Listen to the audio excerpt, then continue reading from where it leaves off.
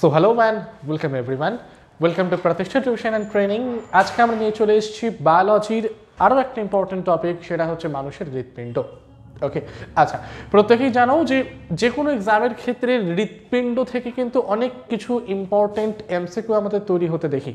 ওকে, যেরকম হৃৎপিণ্ডের ক্ষেত্রে সব থেকে ইম্পর্টেন্ট কোশ্চেন তৈরি হয় তার ভালভগুলো থেকে, হৃৎপিণ্ডের পার্টসগুলো থেকে, হৃৎপিণ্ডের মধ্যে রক্ত সঞ্চালন থেকে, এবং হৃৎপিণ্ড থেকে লাংসের মধ্যে যে ব্লাডের ট্রান্সফিউশন এবং হোল বডির মধ্যে যে ব্লাডের ট্রান্সফিউশনটা হয়, সেগুলো থেকে কিন্তু আমাদের এক্সামে আমরা বারবার কোশ্চেন্স কিন্তু আসতে দেখেছি। তো চলো দেরি না করে স্টার্ট করা যাক। মানুষের হৃৎপিণ্ড, আচ্ছা, ফার্স্ট হচ্ছে কি মানুষের হৃৎপিণ্ড বা হার্ট কোথায় অবস্থান করে? মানুষের হৃৎপিণ্ড বা হার্ট আমাদের কোথায় অবস্থান করে? সো দেখে নাও একবার কি বলছে। মানুষের হৃৎপিণ্ডটি বক্ষ গহ্বরে ফুসফুস দুটির মাঝখানে। মানুষের হৃৎপিণ্ডটি বক্ষ গহ্বরে ফুসফুস দুটির মাঝখানে ও মধ্যচ্ছদার ওপরে ঘন সন্নিবিষ্টভাবে অবস্থিত। বেসিক্যালি আমাদের হিউম্যান বডিতে লাংসের সংখ্যা কত? লাংসের সংখ্যা হচ্ছে কি দুটো। তাহলে দুটো লাংসের ঠিকঠাক মধ্যিখান আমি বলবো না, এটা হচ্ছে আমাদের লেফট লাং। ওকে, আর লেফট লাংয়ের দিকটা একটুখানি ঘেঁষে অবস্থান করে কি আমাদের হার্টটা। আরেকটা নেক্সট পয়েন্ট কি বলছে এখানে দেখতে পারো, মধ্যচ্ছদা। মধ্যচ্ছদা মানে কি? যেটাকে আমরা বেসিক্যালি বলে থাকি ডায়াফ্রাম। ওকে, আচ্ছা, ডায়াফ্রামের কি কাজ? ডায়াফ্রাম মানে হচ্ছে কি আমাদের উদর গহ্বর বা যেটা আমরা অ্যাবডোমিনাল ক্যাভিটি বলি, আরেকটা হলো কি বক্ষ গহ্বর বা যেটাকে আমরা থোরাসিক ক্যাভিটি বলি। এই দুটো ক্যাভিটির মধ্যে ডিফারেন্সিয়েট করে যেই পর্দার আবরণ, তাকে আমরা কি বলি? মধ্যচ্ছদা বা ডায়াফ্রাম বলি। তাহলে ডায়াফ্রাম কি করছে? অ্যাবডোমিনাল ক্যাভিটি, থোরাসিক ক্যাভিটি দুটোর মাঝখানে বেসিক্যালি অবস্থান করছে। আর এই ডায়াফ্রামটার ঠিক ওপরের দিকে কে অবস্থান করে? আমাদের হিউম্যান হার্টটা অবস্থান করে। ক্লিয়ার না লোকেশন? তাহলে ডায়াফ্রামের ঠিক ওপরের দিকে ফুসফুস এবং লেফট ফুসফুসের কাছে ঘেঁষে কে অবস্থান করবে? আমাদের হার্টটা অবস্থান করবে। আচ্ছা, হৃৎপিণ্ডের প্রশস্ত প্রান্তটি ওপরের দিকে সূচালো, শীর্ষ প্রান্তটি নিচের বাম দিকের পঞ্চম এবং ষষ্ঠ পাঁজরের ফাঁকে বিন্যস্ত থাকে। পাঁজর মানে কি?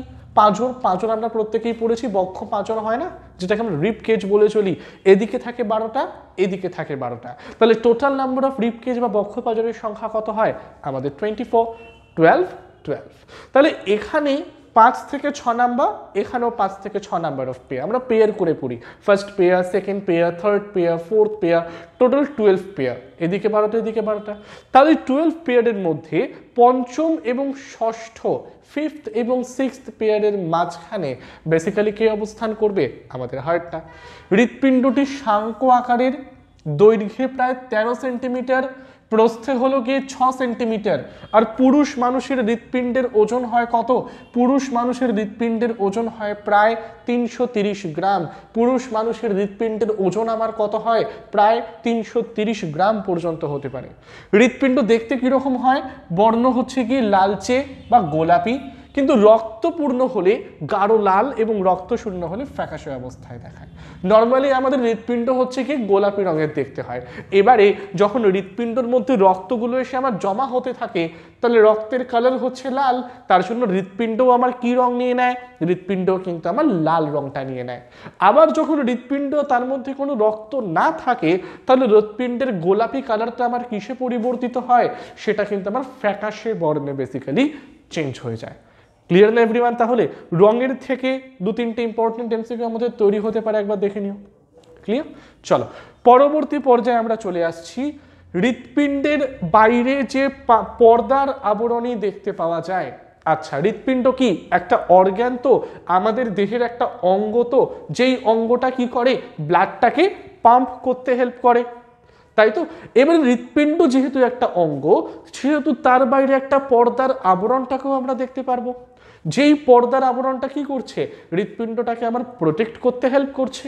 তাহলে এই হৃৎপিণ্ডের বাইরে যে আমার পর্দার মতো আবরণ বর্তমান থাকে, কি বললাম? পয়েন্ট টু বি নোটেড, এই যে হৃৎপিণ্ডের বাইরে যে পর্দার মতো আবরণটাকে দেখতে পাওয়া যায়, সেই পর্দার মতো আবরণকে আমরা কি বলি? সেই পর্দার মতো আবরণকে আমরা বলি পেরিকার্ডিয়াম। পর্দার মতো আবরণকে আমরা কি বলি? পর্দার মতো আবরণকে আমরা বলি পেরিকার্ডিয়াম। আর মানুষের হৃৎপিণ্ডটি কটি প্রকোষ্ঠ নিয়ে গঠিত? মানুষের হৃৎপিণ্ডটি আমাদের 4টি প্রকোষ্ঠ নিয়ে গঠিত। এবং এই প্রকোষ্ঠগুলো কি কি? প্রকোষ্ঠগুলো হলো আমার ডান অলিন্দ এবং বাম অলিন্দ, এবং নিচের প্রকোষ্ঠগুলোকে আমরা কি বলি? ডান নিলয় এবং বাম নিলয়। বেসিক্যালি যদি এটা আমার হৃৎপিণ্ড হয়, আমরা তো স্তন্যপায়ী, মানুষরা তো স্তন্যপায়ী, তাহলে এই মানুষ যারা স্তন্যপায়ী, মানুষ কেন, তুমি যে কোনো ম্যামাল নিয়ে নাও বা যে কোনো স্তন্যপায়ী নিয়ে নাও, তাদের হৃৎপিণ্ডটা আমাদের 4 প্রকোষ্ঠ যুক্ত হয়। ওপরের দিকে 2টো প্রকোষ্ঠ, নিচের দিকে 2টো প্রকোষ্ঠ। ওপরেরটাকে আমরা কি বলি? এটাকে আমরা কি বলি? একটা হচ্ছে কি আমাদের right oracle, left oracle, right ventricle, left ventricle. ওপরের দুটোকে আমরা বলি অরিকল, ওপরের দুটোকে আমরা বলি অরিকল, যেটাকে বাংলায় বলা হয় বেসিক্যালি কি? আমাদের অলিন্দ। আর নিচের দুটোকে কি বলা হয়? নিচের দুটোকে বলা হয় আমাদের ভেন্ট্রিকল। ভেন্ট্রিকল মানে কি? যেটাকে বেসিক্যালি বলা হয় আমাদের নিলয়। তাহলে 2টো অলিন্দ, 2টো নিলয়, 2টো অরিকল, 2টো ভেন্ট্রিকল মিলে আমার কিসের ফর্মেশন করছে? মিলে কিন্তু আমার ফর্মেশন করছে হলো কি হার্টে। বোঝাতে পারলাম? ক্লিয়ার হলো এত অবধি? চলো আসছি তাহলে পরেরটায়। আমরা পরের স্লাইডে যাওয়ার আগে প্রত্যেককে বলে দিতে চাই, যারা আপকামিং WBPSCর ক্লার্কশিপ, ফুড এসআই, মিসলিনিয়াস এবং WBP কনস্টেবল এক্সামগুলোকে লক্ষ্য করে পড়াশোনা করতে চাইছো, তারা যদি অফলাইনে স্টাডি করতে চাও তাহলে আমাদের বেঙ্গল কম্বাইন্ড কোর্সটাকে তোমরা অবশ্যই অ্যাভেল করতে পারো। পুরো কোর্স 1 বছরের জন্য, ফি হচ্ছে গিয়ে 689। আর এই কোর্সটার ডিটেলস জানতে তোমরা নিচে দেওয়া নাম্বারে কল করে নাও 9088890010 তে। আর যারা ফেস টু ফেস ইন্টারাকশন বা অফলাইন ক্লাসেস করতে চাইছো এই এক্সামগুলোকে ক্লিয়ার করার জন্য, তাহলে তোমরা আইবিটি বারাসাত সেন্টারে কথা বলতে পারো আমাদের, যেখানে মান্থলি শুধুমাত্র 500 টাকা ফি এর বিনিময়ে আমরা ফুড এসআই, ক্লার্কশিপ, মিসলেনিয়াস এবং WBP কনস্টেবল এসআই রিলেটেড এক্সামের প্রিপারেশন করিয়ে থাকি। আর এই কোর্স ডিটেলস জানতে নিচে দেওয়া নাম্বারে অবশ্যই কল করো 9088890080 তে। চলো চলে আসছি আমরা আমাদের পরের পার্টে, হৃৎপিণ্ডের কপাটিকা। কপাটিকা মানে কি? এই যে আমরা পড়ছিলাম না অলিন্দ এবং নিলয়, তাহলে অলিন্দ থেকে নিলয়তে রক্ত আসবে, নিলয় থেকে তার পাশের নিলয়ে রক্ত যাবে, নিলয় থেকে তার ওপরের অলিন্দে রক্ত যাবে। তার মানে এই যে রক্তের ট্রান্সফিউশন, একটা অংশ থেকে আরেকটা অংশে রক্তটা যাওয়া, এই যাওয়া আসাটাকে নিয়ন্ত্রণ করবে হচ্ছে গিয়ে কিছু গেট লাইক ম্যাটেরিয়াল। যেই গেট লাইক ম্যাটেরিয়ালটাকে আমরা কি বলি? কপাটিকা বলে চলি। যেই গেট লাইক ম্যাটেরিয়ালটাকে আমরা কি বলে চলি? কপাটিকা বলে চলি। সো দেখো হৃৎপিণ্ডের টোটাল ইম্পর্টেন্ট হচ্ছে গিয়ে 4টে কপাটিকা, যেটা আমাদের এক্সামের সাথে রিলেটেড। ফার্স্ট কপাটিকা কোনটা? ট্রাইকাস্পিড বা ত্রিপত্র কপাটিকা। ট্রাইকাস্পিড বা ত্রিপত্র কপাটিকা। এটি কোথায় থাকে? এটি কোথায় থাকে? এটির অবস্থান হচ্ছে কি ডান অলিন্দ এবং ডান নিলয়ের সংযোগস্থলে অবস্থান করে। ডান অলিন্দ এবং ডান নিলয় এর ঠিক মাঝখানে, বা সোজা ভাষায় বলতে গেলে ডান অলিন্দ থেকে ডান নিলয়ের রক্তটা আসতে অনুমতি দেবে কে? যেই কপাটিকা তাকে আমরা কি বলবো? ট্রাইকাস্পিড বা ত্রিপত্র কপাটিকা। কি বলছে এখানে? কাজটা একবার আমরা দেখে নিই। ডান অলিন্দ থেকে রক্তকে ডান নিলয় প্রেরণ করা, কিন্তু রক্তকে বিপরীত পথে যেতে বাধা দেয়। অর্থটা কি? অলিন্দ থেকে নিলয়তে আমি রক্ত আনবো, কিন্তু নিলয় থেকে রক্তটাকে অলিন্দে যেতে আমি বাধা দান করব। তাহলে এই কাজটা করে থাকে যেই গেট লাইক ম্যাটেরিয়াল, তাকে বলা হয় কি? ট্রাইকাস্পিড বা ত্রিপত্র কপাটিকা। চলে আসি পরের পয়েন্ট, বাইকাস্পিড বা মাইট্রাল বা দ্বিপত্র কপাটিকাতে। বাইকাস্পিড বা মাইট্রাল বা দ্বিপত্র কপাটিকাতে কি বলছে এখানে পয়েন্ট? অবস্থান কোথায়? বাম অলিন্দ এবং বাম নিলয়ের সংযোগস্থলে। কোথায় অবস্থান করে? বাম অলিন্দ এবং বাম নিলয়ের সংযোগস্থলে অবস্থান করে কি আমাদের এই বাইকাস্পিড বা মাইট্রাল। তাহলে সোজা ভাষায় ডান দিকেরটায় থাকবে কে? ট্রাইকাস্পিড 3, আর বাঁ দিকেরটায় থাকবে কে? বাই বা 2। সেটা হচ্ছে কি বাম অলিন্দ এবং বাম নিলয়ের মাঝে। কাজ কি? বাম অলিন্দ থেকে বাম নিলয় রক্তকে আমি যেতে দেব। কি বলছে? বাম অলিন্দ থেকে রক্তকে বাম নিলয় প্রেরণ করব, কিন্তু উল্টো জিনিসটাকে হতে আমি বাধা দান করে দেব। ক্লিয়ার? চলো পরের দুটো ইম্পর্টেন্ট কপাটিকা, এটা থেকে বারবার আমাদের এক্সামে আমরা কোশ্চেন দিতে দেখেছি। কি বলছে? নাম্বার 1 হচ্ছে কি আমাদের পালমোনারি কপাটিকা। পালমোনারি কপাটিকা কোথায়? ডান নিলয় এবং ফুসফুসীয় ধমনীর সংযোগস্থলে। পালমোনারি কপাটিকা, পালমোনারি কপাটিকা আমার কোথায় অবস্থান করে? পালমোনারি কপাটিকা অবস্থান করে ডান নিলয় এবং ফুসফুসীয় ধমনীর সংযোগস্থলে। ডান নিলয় এবং ফুসফুসীয় ধমনীর সংযোগস্থলে কে অবস্থান করবে? পালমোনারি কপাটিকা। কাজ কি? রক্তকে ডান নিলয় থেকে ফুসফুসীয় ধমনীতে প্রেরণ করা, কিন্তু রক্তকে বিপরীত পথে যেতে বাধা দান করা। সোজা ভাষায় ডান নিলয় থেকে ফুসফুসীয় ধমনী বা পালমোনারি আর্টারি থেকে রক্তকে আমি যেতে দেব, কিন্তু উল্টো পথে রক্তটাকে আসতে আমি বাধা দান করব। তাহলে এই গেটওয়ে লাইক ম্যাটেরিয়ালটা কে কাজ করে? আমাদের পালমোনারি কপাটিকা কাজ করে। পরের লাস্ট পয়েন্টে আমরা চলে আসি অ্যাওরটিক কপাটিকা। অ্যাওরটিক কপাটিকা কোথায় অবস্থান করে? বাম নিলয় ও মহাধমনীর সংযোগস্থলে। কোথায় অবস্থান করে? বাম নিলয় এবং মহাধমনীর সংযোগস্থলে অবস্থান করে কি আমাদের এই অ্যাওরটিক কপাটিকা। কি কাজ? রক্তকে বাম নিলয় থেকে মহাধমনীতে প্রেরণ করা, আবার সেম জিনিস উল্টো পথে আসতে কিন্তু বাধা দান করবে। কে করবে? কোন কপাটিকা অবস্থান করবে? আমাদের কিন্তু এই অ্যাওরটিক কপাটিকায় কিন্তু অবস্থান করবে। ক্লিয়ার না পয়েন্ট? এই অবধি প্রত্যেকের কপাটিকা অবধি ক্লিয়ার? কপাটিকার লোকেশন থেকে কিন্তু বারবার আমাদের এক্সামে ইম্পর্টেন্ট কোশ্চেন আসতে দেখেছি। কাজ আমরা অবস্থান পড়লেই কিন্তু বলতে পারবো। ওকে, অবস্থান দেখেই আমরা বলে দিতে পারবো হৃৎপিণ্ডের কোন কোন কপাটিকার কি কাজ। ওকে, আচ্ছা চল নেক্সট আমরা এখানে জাস্ট দুটো পয়েন্ট জানবো। আচ্ছা, সেই দুটো পয়েন্ট জানার আগে প্রত্যেককে বলে দিই, যারা ফুড এসআই, ক্লার্কশিপ, মিসলেনিয়াস তিনটে এক্সামের জন্য কম্বাইন্ড মক টেস্ট প্র্যাকটিস করতে চাও, তাহলে just WBPSC mock test series 97 রুপিসে তোমরা এটাকে অ্যাভেল করতে পারো। যা শুধুমাত্র ক্লার্কশিপ দিতে চাইলে অনলি 47, আর মিসলেনিয়াস দিতে চাইলে কি অনলি 56। আর এই মক টেস্টগুলো অ্যাভেল করতে নিচে দেওয়া নাম্বারে কল করে দাও, আবার 9088890010-তে। ওকে, ক্লিয়ার? চলো যাচ্ছি তাহলে পরেরটায়। আচ্ছা, এবারে আমরা চলে আসছি হৃৎপিণ্ডের গঠনে। দেখতে পারছো হৃৎপিণ্ডের গঠন? ওকে, হৃৎপিণ্ডের গঠনটাকে জাস্ট আমরা দেখে নাও। এই দেখো, এটা হচ্ছে গিয়ে কি আমাদের পালমোনারি ভেইন। পালমোনারি ভেইন থেকে ব্লাডটা কোথায় আসছে? Left atrium. লেফট অ্যাট্রিয়াম থেকে কোথায় যাচ্ছে? Left ventricle. তারপরে লেফট ভেন্ট্রিকল থেকে প্রবেশ করছে কোথায়? লেফট ভেন্ট্রিকল থেকে প্রবেশ করছে আমাদের অ্যাওর্টার মধ্যে। তারপর অ্যাওর্টা থেকে সারা দেহের মধ্যে আমার ছড়িয়ে পড়লো রক্ত। এবারে যখন এটা কি রক্ত ছড়িয়ে পড়লো? এটা কিন্তু আমার বিশুদ্ধ রক্তটা ছড়িয়ে পড়লো। এবারে অবিশুদ্ধ রক্ত পরিবহনের ব্যাপার। এবারে সারা দেহ থেকে অবিশুদ্ধ রক্ত জাস্ট আমার এই পথ এবং এই পথগুলো দিয়ে প্রবেশ করবে কোথায়? Right atrium. তারপরে আসবে কোথায়? Right ventricle.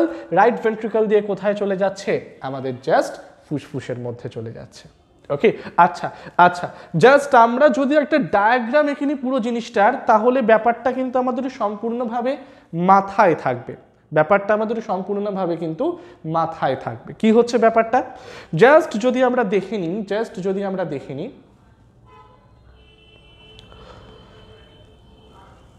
চলো ফার্স্টে যদি আমরা এখানে একটা জিনিস অ্যাজিউম করে নিই, সেটা হচ্ছে ধরো লাংস।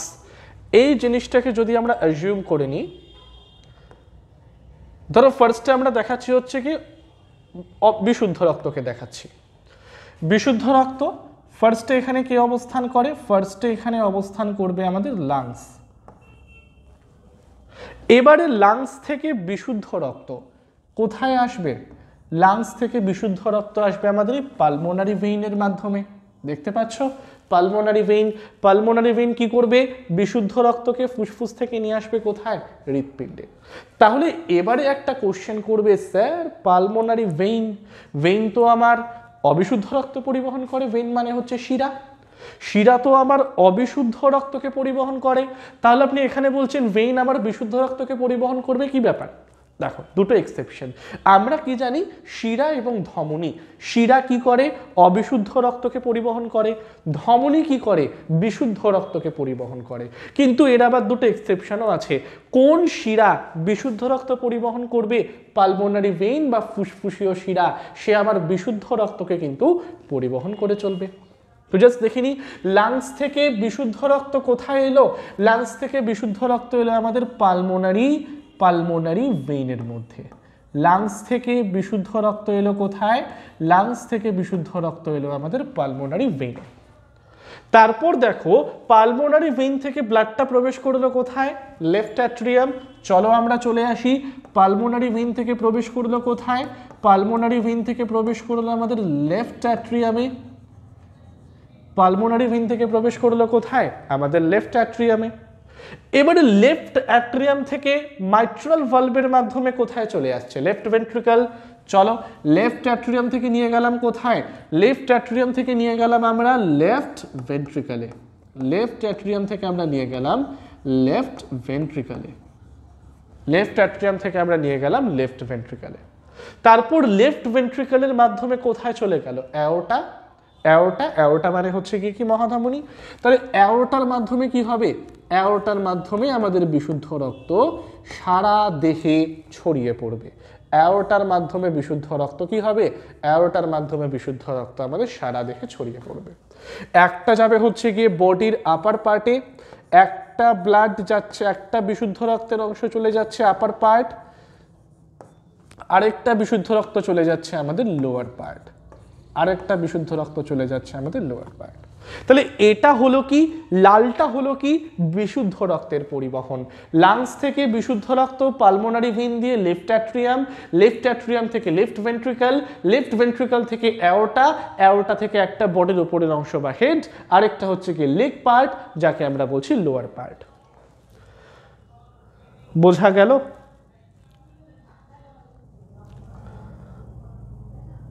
চল